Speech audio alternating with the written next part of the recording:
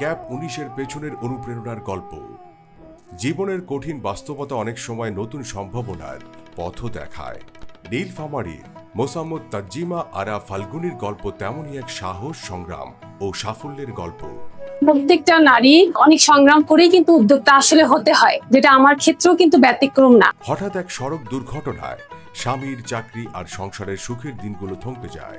চারদিকে নেমে আসে চরম হতাশা, কিন্তু দমে যাননি ফাল্গুনি।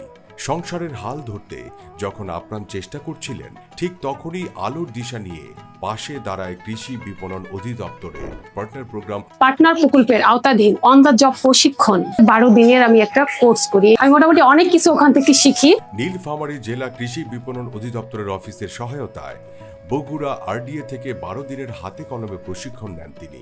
ওখানে আমি দই, মিষ্টি, তারপরে ওখানে কেক, আচার, মাছের চিপস, টমেটো সস, মানে হাতে কলমে যেরকম তারা আমাকে মার্কেটিং এর অনেকগুলো জ্ঞান, মানে অনেক অনেক অভিজ্ঞতা ওখান থেকে আমি নিয়ে এসেছি। এই প্রশিক্ষণকে পুঁজি করে আজ তিনি নিজের ব্যবসা প্রতিষ্ঠান ক্যাপ ১৯-এর স্বত্বাধিকারী এবং অনলাইন পেজের একজন সফল ও স্বাবলম্বী নারী উদ্যোক্তা। আজ তিনি প্রতি মাসে 25 থেকে 30,000 টাকা মাসে আয় করছেন। কৃষি বিপণন অধিদপ্তর এবং পার্টনার প্রকল্প, তাদেরকে অসংখ্য ধন্যবাদ। তারা এত সুন্দরভাবে আমাদেরকে ট্রেনিং দিয়েছে এবং শিখিয়েছে হাতে কলমে। ফাল্গুনির মতো অনেক নারীর স্বপ্ন পূরণের আস্থার নাম কৃষি বিপণন অধিদপ্তরের পার্টনার প্রোগ্রাম।